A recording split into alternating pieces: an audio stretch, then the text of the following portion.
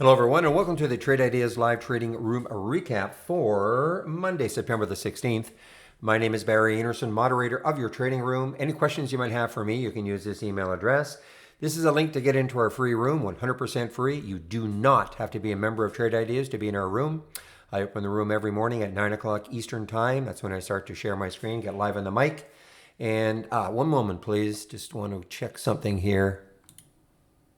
All right, just going to resume here. So, oops, don't have, just got to bring the chart in later.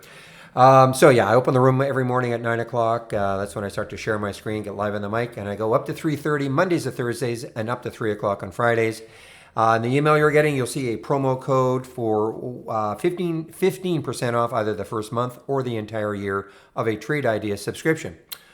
Well, really, all I had to do was take my one trade that I took early. Now, of course, what happened over the weekend with the drone strikes and the Saudis? So it appears that their oil production has been cut in half. For how long? I do not know. But anyway, obviously, oil stocks, energy stocks were just absolutely ripping today. A lot of them, exploration stocks more so than just, I guess, big oil.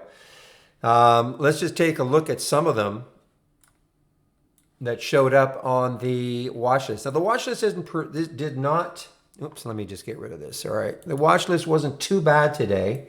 The big one, here's ENPH, oil play. 24.28, immediately got all the way up to 25 before it pulled back. This is the one. This is the one that I actually took. RES. I didn't take it at 610. Again, I was a little reluctant to just hop on these oil plays because you never know. It looks like a no-brainer. Just hop on any one of them. They're just going to run all day. But, a lot of them had already run in the pre-market pretty hard. So anyway, I did end up taking this one at 625 and got out some here at 638 and 644. It is now 666. That unfortunately is what got me out of the last bit. I just watched this happen. I thought, you know what? Just in case this is going to go all the way back, because like the ENPH as an example, I kind of discount this one. I have no idea why this one was on my watch list. To be honest with you, this is another little oil play. OAS 441. Pulled back and then 463 now. This I put it in there. I don't like trading Ballard, Plug, and FCell. The three I used to just shudder every time I saw them. But no question. Ballard's had a nice move over the last month or so, month and a half or so. So I kept it here. It's back up to where it triggered. But actually what I was saying in the room is that the trigger was at 570 and two of them, and then it just, it didn't move out there. When I get these triggers, doesn't mean I take them right at the time where I get the trigger. I want to see how does it act at that price. Well, it didn't do anything. The RADA was kind of the one that was tough. I really wanted this one to go higher. Look at the pre-market. It hit 575, lots of room on the daily. I did end up finally taking this trade right around here, but look how choppy it is. I got in, I think it was 525, and I sold at 535. It just is so choppy.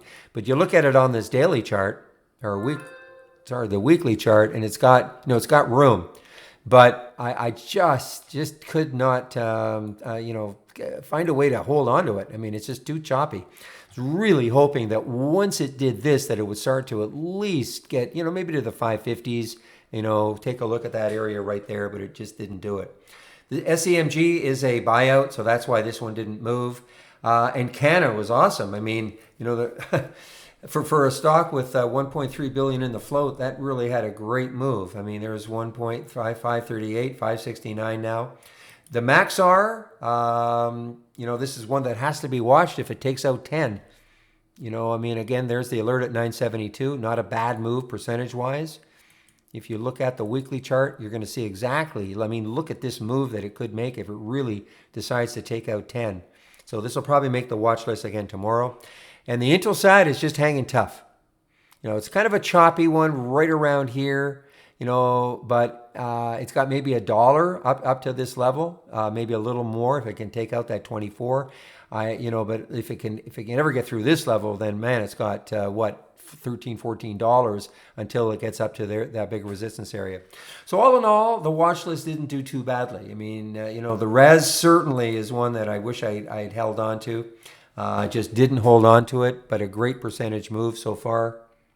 And let me get back to the 15-minute time frame. And even let's take a look at on the watch list down. Now this is one I had some hopes for, the Axel. I didn't take the trade. I had the alert set right down here. It never got down below that. I actually did take a trade right here in the CPRX, a very quick scalp. I mean, this has all sorts of room underneath. You really have to take a look at the weekly chart. You see what happened here. It had a pop up here last week, and then it I don't know there was some reason why it just collapsed and got all the way down here last week. Actually, I should have had the daily chart up. There we go. That's a better look. So I was really hoping it was going to really take this area out here. If it did that, then I mean, it really, the next support level was 536. Anyway, it ended up turning out to be about a 15-cent scalp for me quite early. The ACB, I mean, this has no support. If it gets through this 545, had the alert at 569. I just was really thinking it might get too much support here. And then unfortunately the overstock is one that is not okay. ADVM, it just popped in a price alert again. Let me quickly take a look at it. Just let me put this on pause, please. All right, so I'm back now. And the overstock, let me just close this down. So the overstock, unfortunately, for me at Interactive Brokers was not something I could short. But tremendous alert, 23.55, got all the way down to 21.67, and it's continuing down. It's just not shortable for me. So 3 to the 4. The Axel is the only one that really didn't work. The CPRX worked quickly, and the ACBA is just drifting down. So not a bad day actually for the watch list. A lot better than it was on Friday. Not that many alerts. Again, really highlighted by this res. Man, I wish I just kept it 610 to 666 is a tremendous percentage move. So again, if you want to follow the watch list, all you have to do is click on the new channel bar and my windows. Okay, that's from the toolbar. And then if you open it around at 9:30, you won't get any alerts until 9:35. I have a 5-minute time delay on it, so no alerts for the first 5 minutes, and then you can follow the watch list all day long. So that's about it. Again, I have to see what happens with tomorrow with all these energy stocks to see if they continue or if that's or if there's going to be a cooling off period. A lot will have to do, of course, when the Saudis, I don't know if it's been official yet, but how long it's going to take to get back their production.